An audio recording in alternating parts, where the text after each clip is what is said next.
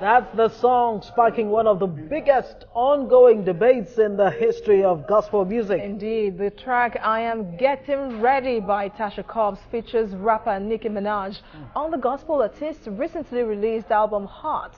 Well, passion, pursuit and the collaborative track sparked thousands of conversation online as people have not hesitated to share their opinions on whether gospel artists should collaborate with secular artists. Nicki Minaj is a leading American rap act. If you don't know her, I wonder where you are.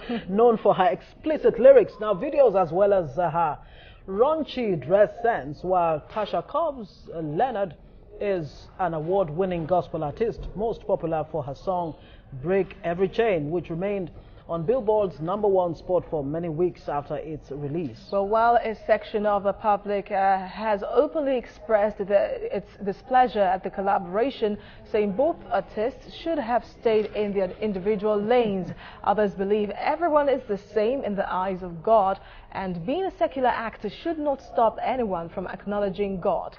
Now, the controversy may not come to an end anytime soon, with some Nigerians saying such collabos could be a ploy by some gospel artists to generate revenue and fame. Artists who caught some heat for their collabos both on the foreign scene and here in Nigeria include Kirk Franklin for his Ultralight Beam collaboration with Kanye West. Mary and LL Cool J, MI and Frank Edwards. Nikki Laoye, of course, also has a song with Shay Shay.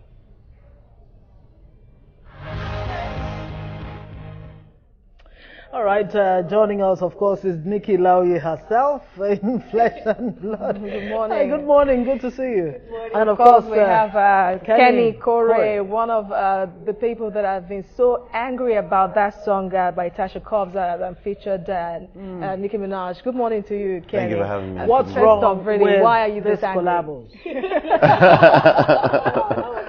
Yes. What's wrong? That's all right. First, I believe that Christians are human beings. They're not angels or anything.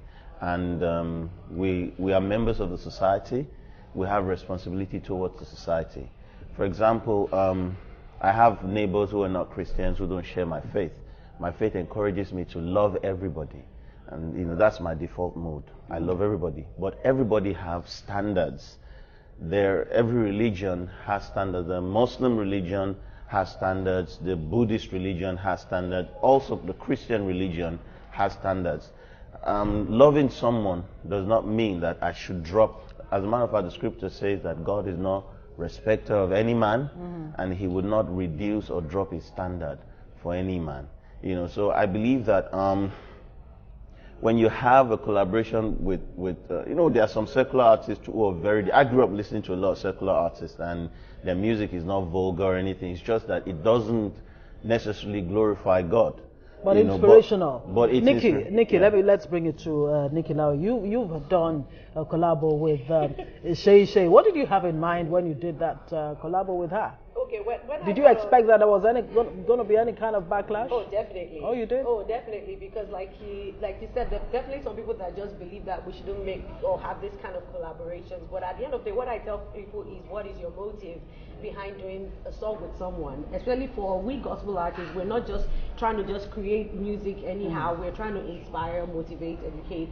And of course, that song for me was very, very special. Of course, dedicated to the memory of my dad, one, and of course, celebrating the father's love. And I do believe that we all have the right to actually talk about what God has done for us. And of course, me calling up Shay Shay, who happens to be my friend, on that song was to get everyone, both in the mainstream or secular, to actually have an opportunity to actually celebrate God. And that is what that song has done, and it has gone far and wide, even beyond the walls of the church, which actually has always been my aim anytime I do a collaboration. All right, Kenny, let me come to you now. You said earlier that your set mode or reset mode is love everyone. Default mode. Yeah. Thank you very much for that. Is to love everyone, and that you're angry that someone you think is in your eye is a sinner or so is collaborating with someone in the gospel field. But then, in your religion, didn't Jesus preach love for everyone? So love and anger. That's what we're discussing here. Can I be angry and still be loving? Absolutely. Scattered all over the pages of scriptures, we see instances where God himself was angry. Jesus Christ took a whip and whipped people out of the temple, and He's love personified. The scripture says, "Be angry, but do not sin." I think that there's a rhetoric in the mainstream that pushes people like myself who want to fight for standard, push us into the corner. And so because I'm loving, I cannot be angry. I'm a father, I'm a dad, I have children, and I chastise my daughters. It doesn't mean I've stopped loving them. As a matter of fact, the scripture says that it is the child that we love that we chastise. Oftentimes, when people don't want to speak up, they don't want to speak up because they don't want to offend you. The reason why they don't want to offend you is because they don't want to get out of favor with you. So they're loving themselves. But someone who's going to risk their displeasure or disfavor with you to tell you the truth, you know what? obviously loves you. We're almost out of time. Since we're talking about collaboration between secular and gospel music specifically, I was talking about this with somebody yesterday, and he said, come to think of it, if Jesus came today, would people really recognize him? Because he dined with prostitutes, he dined with the dregs of the earth, with tax collectors and all of that, and people judged. Yes. People judged. And who are So we to judge? do you feel judged when you do a collabo with anyone that's not in the gospel world? Well, for me personally, I don't care. Okay. I don't care because I have a purpose. Whenever I do that collaboration, my purpose is to reach out to people who are in need of this word of love from God. And the truth is that the same way everybody will find something in the scripture, I too have scriptures to back it up. There was a time when some disciples actually approached Jesus and said, Jesus Christ, this guy is casting out demons in your name, but he's not one of us. And Jesus said, oh, as long as what he's doing is for us and is not against us. And I took that to also understand that Jesus understands that moments like this will do happen. Somebody might want to contradict me and say no, but at the same time, there's also another verse in Philippians 1:18 when Paul said, so what then is the issue? Okay, whether they have false motives or not, as long as Christ is being preached. And for me, that is what is most important, as long as Christ is being preached and lives are being taught. All right, Kenny, should it be about the lyrics or the musician that sings a song or the way of life of that person? We have so many people out there that say that they are following Jesus, they are following Muhammad, but then when you get close to them, people close to them will tell you that this person is not the true example of the religion he practices. So should it be about the religion someone practices or the person's behavior, using that to preach to others? Thank you, ma'am. That's a powerful one. It's everything. It's all of the above. Oftentimes people say something and do something else, and it is inconsistent. It undermines if your life is not in sync with your gospel or your message. That means your life is undermining your message.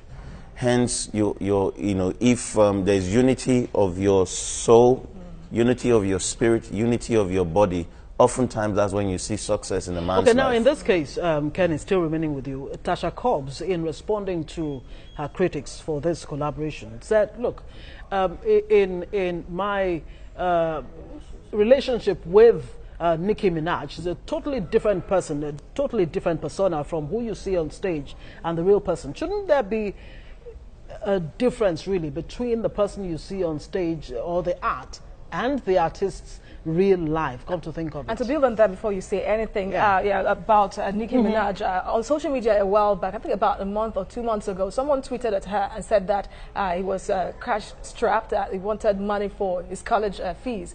And she said, send me your details, I'm going to send the school fees to you. That went viral. I'm not sure if you saw it. So, like she said now, judging Nicki Minaj by what she wears and the kind of music she does, but then when you look at her closely, is she not a better person than so many other people in church and in mosques? Yeah, what's the question? So about the person using his judging life, the person based on their art and then judging on their lifestyle. Okay, what's the question? How do we judge someone? Yes. I just said it. I said if you have a message, your life must be consistent with your lifestyle must be consistent with your message. And hold on, ma'am. Yeah. If she's a gospel artist, then she cannot be a nudist. She cannot be singing the kind of songs that she's singing because it contravenes the standards of Christianity for decency. And Scripture says, let your moderation be known unto all men. Nicki Minaj is all shades of indecent. Nick, Well, for me personally, like what I say that we are all at different stages of our relationship with God. And you can see that she's in her own stage with God. The truth is that most times when people are going through, so you don't necessarily see them that they will change outrightly, and maybe their lifestyle will just change from 0 to 100. The truth is that at the end of the day, we're all still God's children. I believe that allow whoever it is, let them if they want to talk about God, allow them to talk about God. Now, part of the testimony that Tasha Cobbs gave out here said, I've had thousands of people say to me, this is the first time I've ever bought a gospel album. It's the first time I've ever felt God. I didn't believe in God until I heard the song. Is it worth it then, at the end of the day, that such a collaboration? I actually saw those comments. You did? All right, because of time, we'll have to wrap it up. But thank you guys for coming. Okay. Thank you very much, Kenny Corey. It's been quite interesting, Kenny Corey and Nikki Laoye. Thank you for coming to the studio. Thank you for having me. Thank you so much.